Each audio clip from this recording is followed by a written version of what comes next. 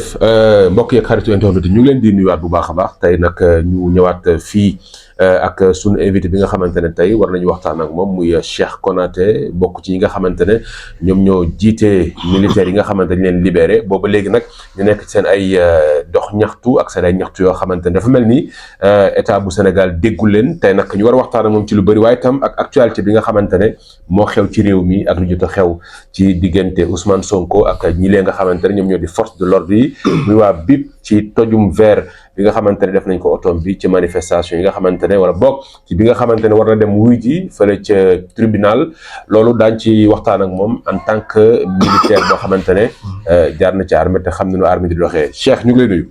jërëjëf Yves di nuyu waa sunu téléspectateur suñu people yëpp. di la remercier également ci tribune bi nga xamante ne offre nga ma ko ba ma mën a jàkkaarloog Sénégalais yi. ginnaaw loolu nag may rek ma nuyu képp koo xamante ne militaire libéré nga. fépp fu mën a nekk di nuyu coordination yëpp. ak président de coordination yëpp.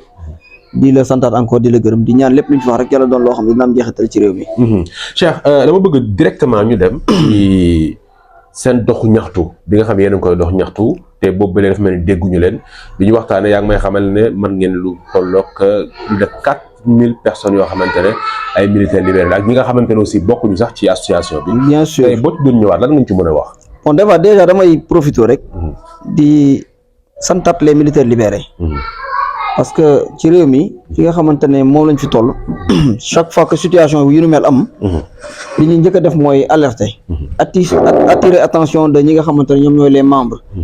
parce que damay faral di wax ne militaire libéré moom trait d'union la entre la vie civile ak les forces de défense et de sécurité maanaam l'armée bi.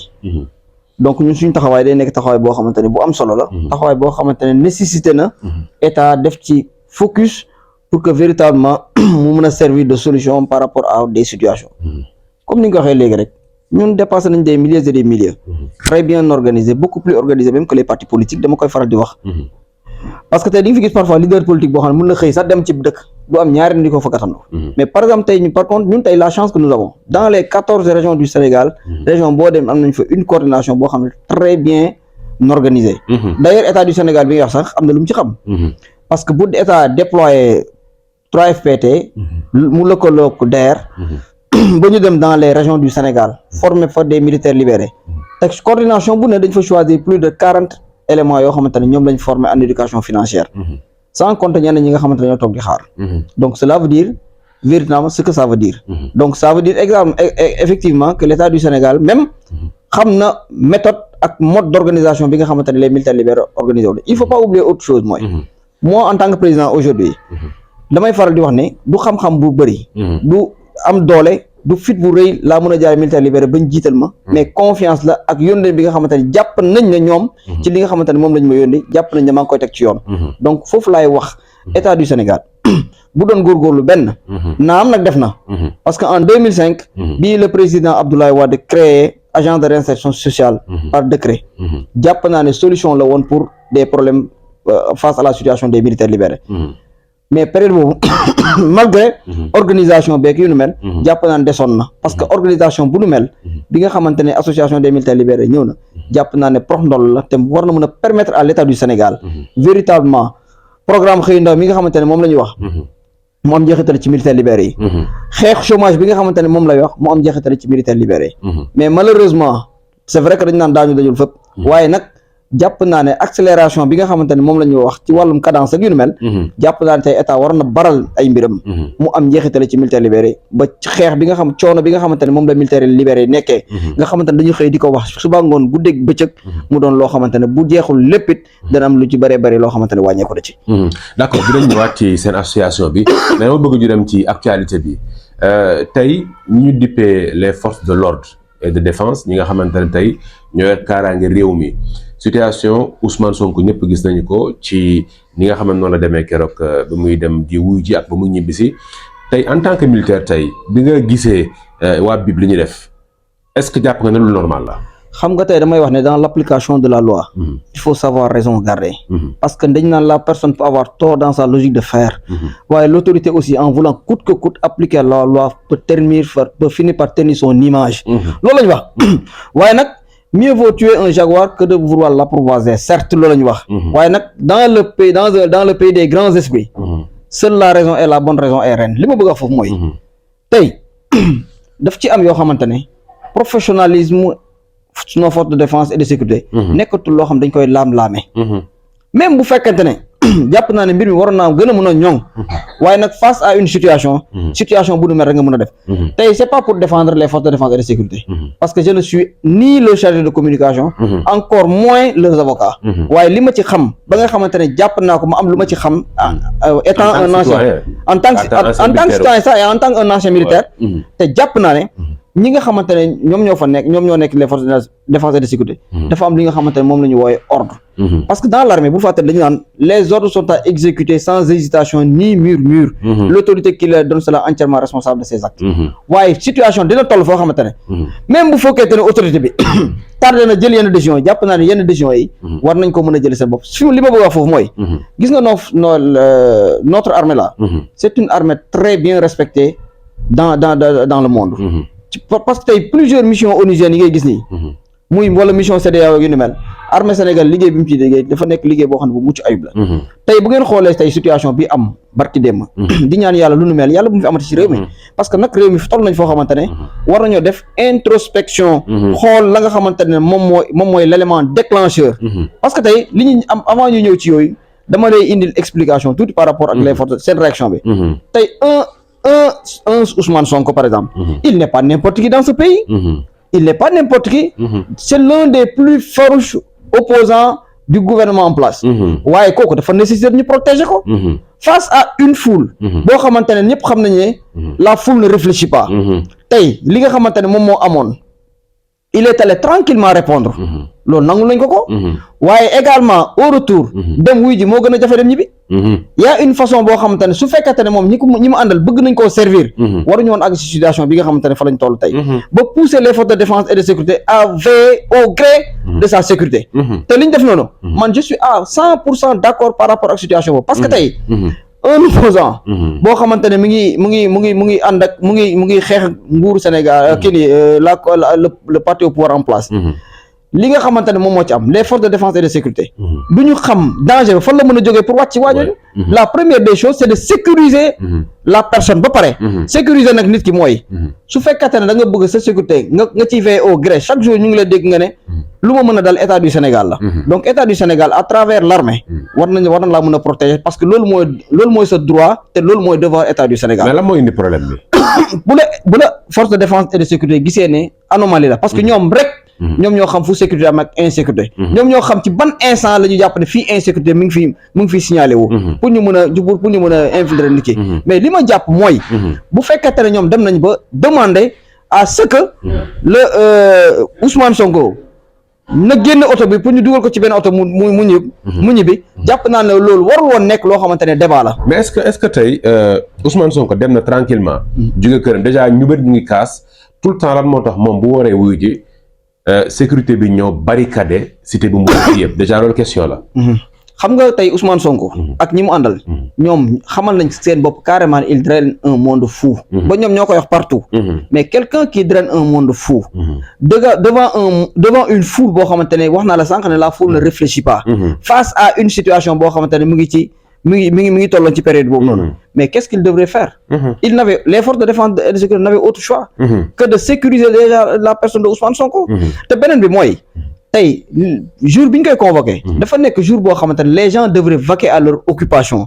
est-ce que dañ ko war a bàyyi ci corniche bi fi nga xamante ne nit ñi dañuy doxi seen i soxla te corniche bi ku ne xam na ne corniche bi période heure yooyu noonu mais nit ñi dañuy doxi seen i soxla day am trafic mais est-ce que buñ ko bàyyi woon foofu noonu ak corniche bi fi nga xamante ne foofu lañ toll ak travaux yi nga xamante ne mu ngi gis noonu ci booru corniche bi ak yu nu mel ak station yi yàggul dara di gis nga fi seen naataango yooyu ñu wax waa RFM li leen fi daloon maison de la presse mu ngi à côté cimetière yi mu ngi à côté ak yeneen lieux yoo xamante ne jàpp naa ne c'est des lieux yoo xamante ne war nañ ko mën a préserver pour le bien-être des populations parce que tey il faut pas oublier une chose tey damay dégg ñëpp ñu bëri di wax ne Sénégal dafa pauvre chômage bi Sénégal amul dara yu mel waaw sa pauvreté boobu ngay wax chaque jour ngay wax chômage bi ngay wax les biens yi nga xamante ne c'est les biens des populations nga bëggam à chaque fois que yu mel nii su amee mu doon occasion boo xamante ne pour certains ñu dem yàq bien yooyu yu mel quand on va sortir de la pauvreté mais dañu mës a génn ci pauvreté bi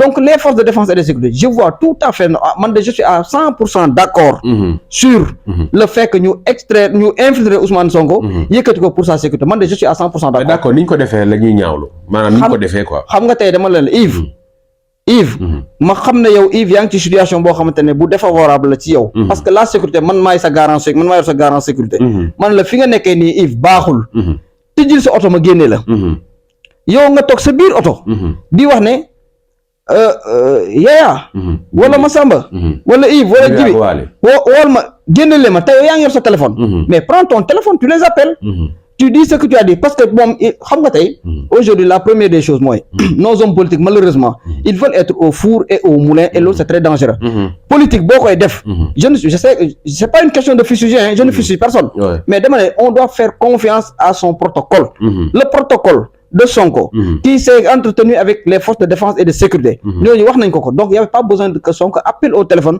pour donner des directives ak yu mel parce que mais nee nañu dañu ñëw rek écarter garde du corps yëpp. non loolu mënut a nekk. loolu mënut a nekk. parce que nag à un certain moment donné ñëpp gis nañ ne les forces de défense et de sécurité. respect bi ñu am ci ñi nga xamante ñoom ñooy garde corps Sonko loolu moom ñëpp gis nañ ko.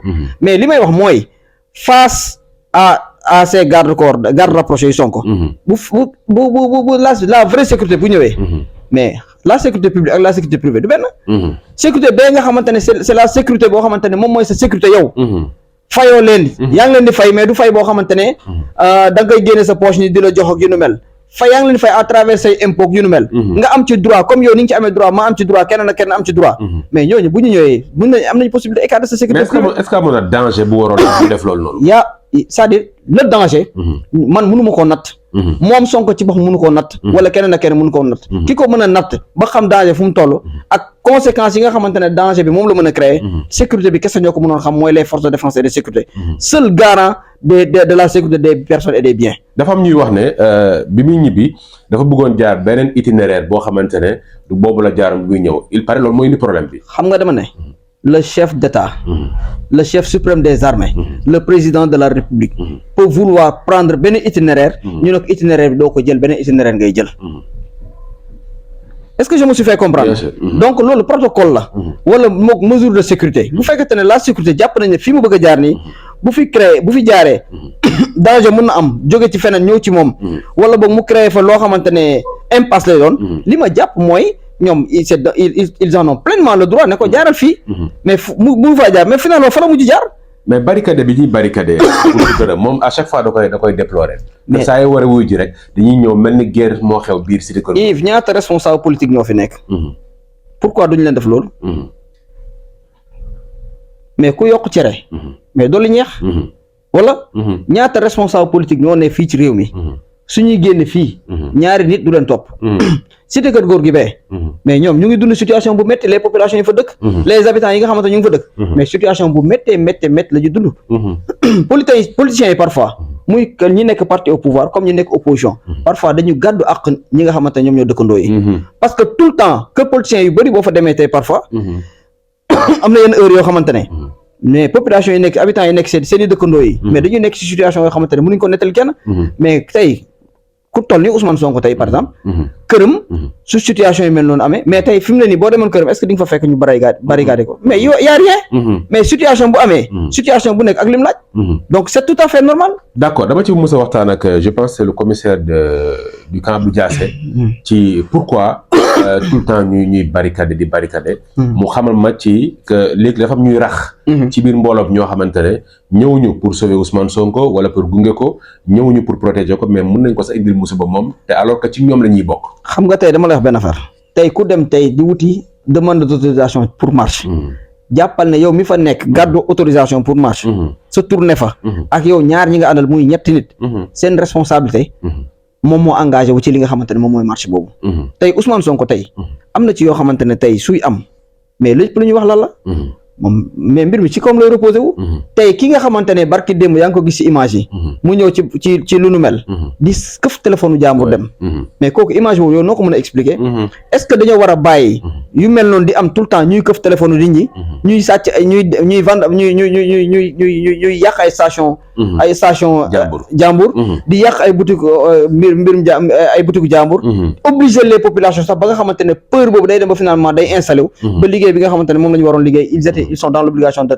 dàkkal liggéey boobu keroog bi muy dem procès ba mais boutique yu ba dañoo tëj mais ñooñu tëj ñooñu est-ce que tey yow yaa leen di jox lu ñu dundalee seen njaboot maa leen koy jox est-ce que Ousmane Sonko moo leen koy jox est-ce que Macky Sall moo leen jox loolu noonu donc c'est tous ces éléments là yoo xamante ne dafa nécessaire ñuy am taxaw ci seetlu ci xool lan la mais li ëpp solo ci loolu noonu yëpp mooy tey li nga xamante ne moom la nit ñi sénégalais war a laajte taxaw seetlu demande laaj depuis quand a débuté cette instabilité entre guillemets quel est l'élément déclencheur de cette manque de stabilité? ñaari mois de mars. boo ko indi coow Adji Sarr. waaw coow Adji Sarr bu indee lii mais loolu xam nga c'est-à-dire foofu laay wax à chaque fois que les gens doivent faire attention par rapport à beaucoup de choses. tey Yves am na foo xamante ne kilifa bu fa tollee. tu ne peux plus te permettre de faire certaines choses, de fréquenter certains lieux, de dire certaines choses, d'aller n'importe comment, n'importe où, à n'importe quelle heure. C'est-à-dire, il faut avoir un planning, organiser sa bopp, éduquer ce comportement, éduquer ta façon de faire. Sonko n'est pas n'importe qui dans ce pays. Maintenant, les événements de mars, c'est mon élément déclencheur. Ouais, d'accord.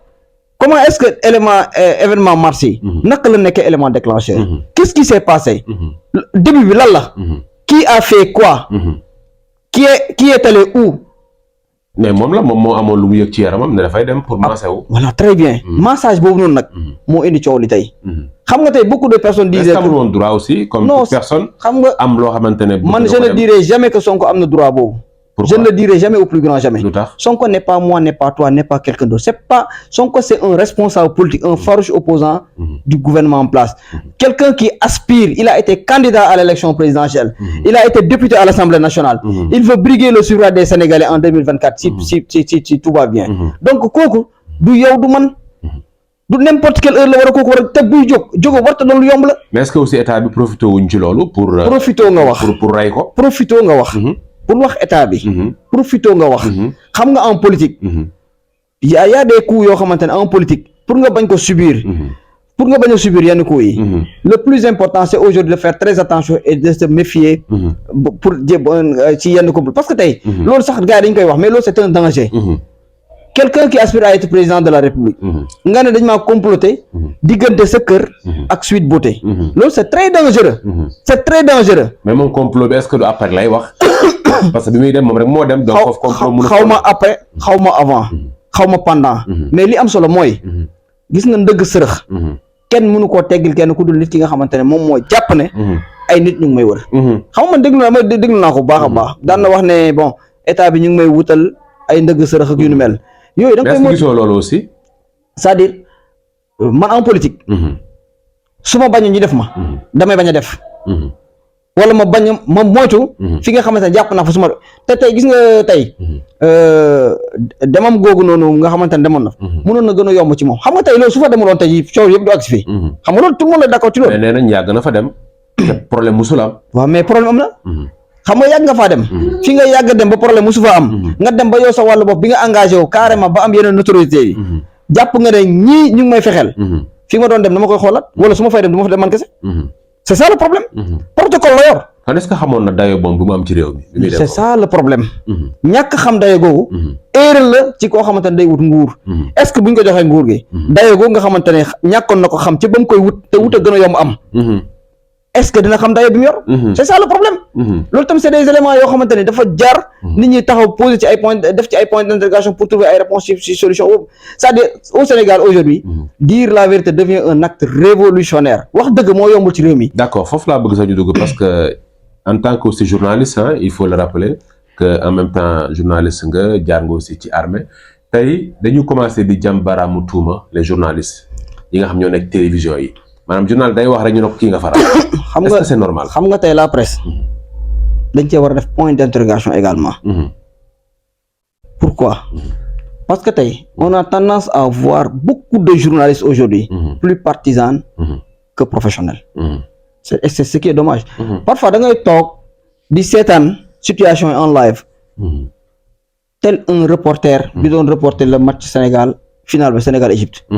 C'est que ni ñu koy waxee. C'est-à-dire à la place d'informer. Il désinforme non seulement. Et installe le chaos. te loolu c'est extrêmement grave. ces journalistes tey da ngay xool tey manifestation. yan journaliste véritablement yu am expérience ngay gis ñu taxaw ci manifestation. doo ko fa gis. te tey procès bii passé nii. yan télévision ñoo ko génnee. bon bi parcourir naa télévision yëpp. gisuma benn télévision bu ko génnee. en direct. gisuma ko. site ñoo ko doon def. site ñoo ko doon def mais site yi ñan ñooy site yi. ñan ñooy borom site yi. ñan ñoo créé site yi. kan mooy site internet bu crédible. yooyu yëpp c'est des questions. moo tax tey ñi nga xamante ne ñoo yor mbir moomu. ñoom ñëpp war nañ ci wax que ce soit Senpix correct. ñooñu ñëpp war nañ ci wax. est-ce que ñoom toll nañ foo xamante ne tey bu ñu waxee dinañ leen déglu parce que Bamba Kassé mu ngi fii te gisuñu même ba ci affaire Walf bi sax ni mu ko expliqué est-ce que duut na baaraam fi mu ko war a def duut. non xam nga man j'aime pas trop parler de Bamba Kassé vous savez pourquoi. Pour plusieurs raisons. Pour plusieurs raisons j'aime pas parler de. Bamba waaw vraiment je ne peux pas parler de Bamba. pour plusieurs raisons. des raisons que moi je préfère garder pour moi-même. mais journaliste mën na far bu ko neexee parce qu'il paraît ci yenn dëkk yi am na journaliste yoo xam ne ay journalistes partisans lañu. non mais am na ay journalistes yoo xamante ne tey Pape Djibril Fall tey. xam nga le problème mooy tant que journaliste tolluñ ci trempe Pape Djibril Fall. c'est très important ñu koy souligner. c'est-à-dire gis nga affaire yi. là il faut gis nga la vérité elle est révolutionnaire. Pape Djibril Fall tey aujourd'hui pourtant c'est un journaliste de. mais tey relever le défi. ci lu bare bare. parce qu'à un certain moment donné les journalistes ne croient pas gëmuñu maanaam ne ñoom war nañu mën a. atteindre yenn objectifs yi nga xamante ne yenn statut yi nga xamante ne politiciens atteindre nañ ko. comme Ahmed Aïdara aussi. mais bu baax. Ndoye Bane ci ñun la bokk déjà c'est un ancien militaire. moom il a relevé le défi ci côté boobu noonu. et ñun on le soutient. On soutient Ndoye Bane. parce que c'est une fierté ñun. à travers lui dañ ciy gis suñu bopp bu baax a baax. te ba pare c'est un exemple de militaire libéré boo xamante ne c'est un exemple de militaire libéré à présenter. te lu kooku. lu tax à chaque fois dans nos échanges dans nos plateformes. ñu bëgg di waxtaanee Ndoye Bane. c'est parce que dañoo bëgg nit ñi jël ko comme exemple. comme référence parce que déjà ñu ngi am lu ñuy waajal suñu diggante ak moom. parce que également dafa sagal les militaires libérés. donc loolu également jar na souligner bu baax a baax. mais daal li may wax rek mooy tey ñi nga xamante ne ñoom ñoo yor organes yooyu kii yooyu structure yooyu nga xamante ne ñoom ñooy saytu mbirum journalisme ak. mbirum.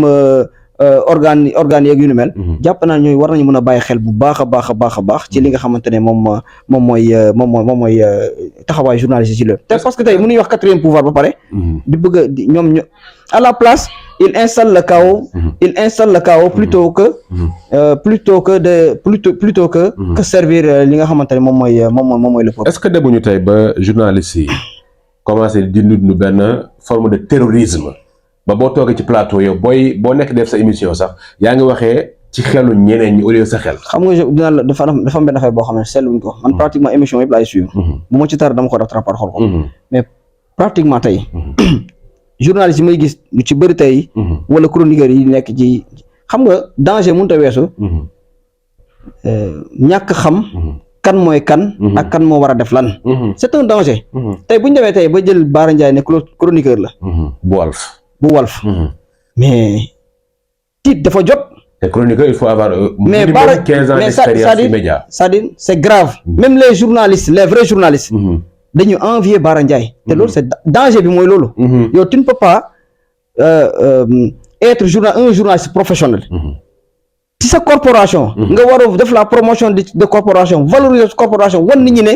fii balaa nga fay dugg il te faut ça et ça il faut souffrir il faut faire ceci ou cela pour mériter véritablement le statut de journal le statut de chroniqueur nga taxaw te naan da ngay fan Bara Ndiaye mais c'est incroyable et inadmissible foofu la réew mi toll mais tey aujourd'hui tey bi ñuy wax tey réew mi y a pas que les politiciens il faut qu'on arrête de fustiger également les politiciens gis nga les politiciens tey népp lu ñu mën a mel tey journalistes également am nañ ci part de responsabilité parce que les journalistes sont beaucoup plus puissants que les politiciens parce que pour plusieurs raisons te journal moo la mën a siiwal may la benn code boo xamante ne yow mosoo ko xalaat dans ta vie mais est-ce que tey kooku yow mi ngay may loolu noonu war ngaa mën a dem ba nga yaakaar ne kooku sa àdduna ci moom la mais c'est dangereux di ko fan mais c'est extraordinaire dans un pays normal Bara Ndiaye n'a pas droit à la parole man de Bara Ndiaye du ma interviewé dem naa nag c'est vrai que dem naa ci ay plateau yu bëri mais Bara Ndiaye man sequma ak moom lu ma toogee mooy laaj. sequma ak moom mooy toog muy wax analyse. mais ñi toog ak moom ñoo ko nangu. parce que pour man boo demee tey boo dem plateau ki ngay toog war nga xam mooy kan. mais absolument man c'est pas un Bara Ndiaye moom mooy mais dama ko xeeb pour mu toog ak man ñuy waxtaan ci mbirum. ci mbirum réew mi. man Bara Ndiaye je ne le considère mais pourquoi ngay may Bara Ndiaye li muy wax. koo xamante ne à longueur du li muy wax c'est tout sauf c'est tout sauf nekk chroniqueur. yow loo xalaat Macky Sall la mais en fin de compte il manque de respect à nos institutions. est-ce que chroniqueur amatu na ci télévision yi. chroniqueur moo amatu ci télévision xam nga lu fi nekk. chronique nit. moo fi am.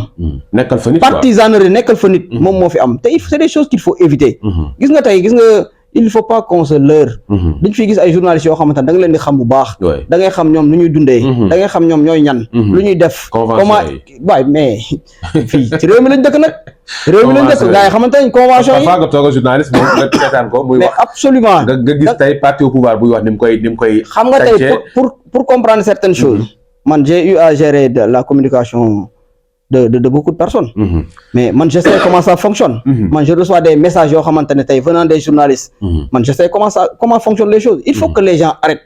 nañu bàyyi di naxee. nañu bàyyi di souffler le chaud et le froid. li ñuy wax ci kaw ak liy am ci suuf c'est deux choses différentes. Pour le savoir. demal fii à l'Assemblée nationale. journalistes yi ñu fay gis yëpp koo ci gis am na député am. journaliste boo fi gis am na ministre am. nañu bàyyi caaxaan yi. dañuy wax les populations dëgg ñu bàyyi di tiital population yi. Sénégal gii jàmm rek a fi xaj. jàmm rek a fi am.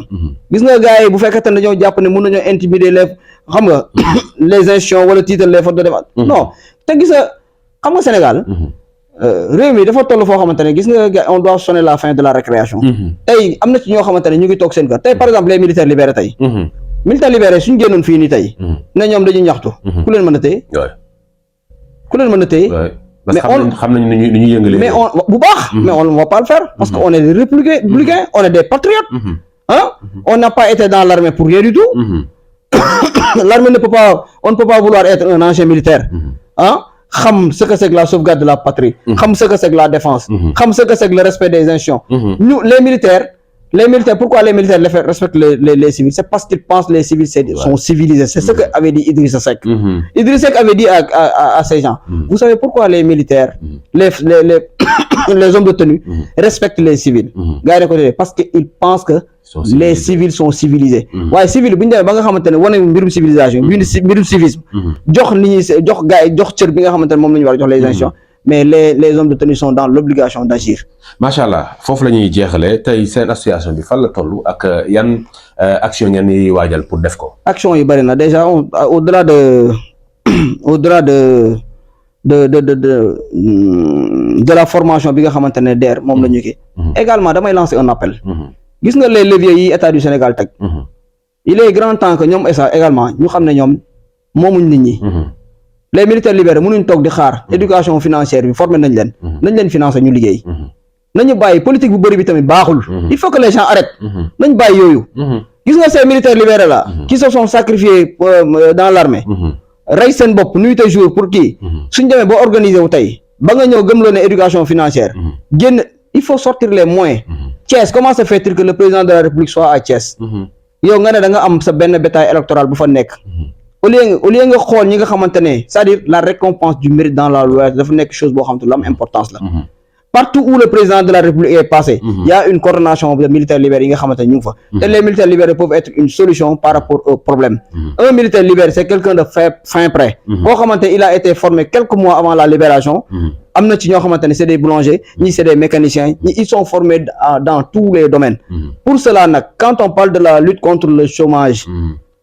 La réinsertion, la promotion de la jeunesse, yu nu mel te nga am des militaires libérés yi fi nekk mais qu'est-ce qui t'empêche aujourd'hui de faire zoom sur ces gens-là wala ñoom qu'est-ce qu'ils veulent en faire de compte. La délégation rapide à l'entrepreneuriat, la 3FPT, mais aujourd'hui c'est quoi le problème? Ils ont quel problème avec les militaires libérés? Quand les militaires libérés font dans ce qu'on appelle ils sont pacifiques par rapport à beaucoup de choses. C'est des gens yoo xamante ne aujourd'hui ils sont très disciplinés, très organisés. Mais lan mooy le problème? Tu les as formés, ñu ngi toog di xaar le financement. Ils ont leur projet. Ils vous ont proposé des projets. Ñun est-ce que xam nga benn affaire Yves? Dans tous les secteurs, on a fait des propositions au chef de l'État. aux différents ministères de tutelle wax leen carrément ce que nous pensons on a un projet de citoyenneté boo xamante ne mais ça traîne dans les ministères qu'est-ce qui les empêche aujourd'hui de jeter un coup d'œil sur ces projets-là c'est un projet de rééducation un projet boo xamante ne ça peut servir à beaucoup de choses kooku lan lay état du Sénégal di xaar en tout cas démembrement état lu ñu xaar levier yi nga xamante état moom la teg fii di xaar ana FONGIP ana 3FPT ana DER ana ANPEJ ana ONFP mais ñooñu mais lan mooy seen problème ils savent pour l'organisation parce que ñoom ñoo la gën a xam existence de cette association une association boo xam ne c'est reconnu par l'État depuis février 2013 yow nga ne yow association boobu yow da nga koy former rek bàyyi ko noonu pendant ce temps yaa ngi dem bi président ñëwee Thiès yaa ngi financé à hauteur de millions wala millions yow du dëgg mais c'est dangereux ce que les gens font là macha allah ñu ngi lay gërëm Cheikh jërëjëf Yves maa ngi lay remercier waat bu baax ci occasion bi nga xamante ne moom nga ma may ba mën a exprimer wu wax joxe sama point de vue ci réew mi waaye li may lancé waat rek appel bi may lancé waat mooy tey une chose est très claire damay dégg ñu naan les forces de défense et de sécurité gars dañoo recruter ay yeneen mais loolu c'est manquer de respect à nos forces de défense et de sécurité c'est manquer de respect à nos forces de défense et de sécurité ak ñàkk xam tey au niveau de l'armée américaine mais il y a des Africains au niveau de l'armée française dans l'armée française il y a des Africains mais tey am na ci ñoo xamante ne fii nii Sénégal fii mais Sénégal tant que tu es sénégalais tu peux aller dans l'armée kan moo la ko mën a tere parce que des fois ñu ne ay tubaab mais c'est bi manifestation yi xam nga dama la wax benn affaire il faut que les gens arrêtent gis nga cette manipulation ak cette diabolisation de nos forces de défense et de sécurité ça doit cesser armée bi politique luwul nos forces de défense et de sécurité politique luwuñ bu leen kenn dugal ci leen parce que pour la simple exemple mais doomu Clédor Ciril mais moom am na doomam boo xamante ne commandé na GIGN xanaa nit ñi dañuy fàtte loolu et pourtant quand il a s'agit d'être ferme dans les prises de décision mais il a été très ferme dans les prises de décision et pourtant c'est son papa l'avocat de Sonko il faut que nit ñi arrêté bàyyi caaxaan bi gis nga tey ñi nga gis ni tey ay ñoom Bouba Ndour yi ngay gis ni tey ñu nekk ci télé bi di wax lu leen neex c'est des gens qu'il ne faut pas écouter Bouba normalement Jakaarlo il n'a même pas sa place à Jakaarlo c'est comme Bara Ndiaye mais Bouba ak Bara Ndiaye kiif keroog maa ngi koy seetaan muy wax ne ce n'était pas l'appel ngay porter plainte nit pour diffamation affaire yooyu fàtte na ne moom porte na fi plainte nit pour diffamation ba réclamer fi ay millions yu bare il faut que les gens arrêtent c'est-à-dire il faut qu'on arrête tant que ce pays là les gens ne se regardent pas les yeux dans les yeux et se dire la vérité du dëkk bi du dox c'est pas une question de Macky Sall wala Ousmane Sonko wala kii mais il s'agit des gens aux populations ces gens qui sont sur plateau télévisé de dire la vérité et d'arrêter de vouloir être un messie. Ils ne sont messie en absolument rien du tout.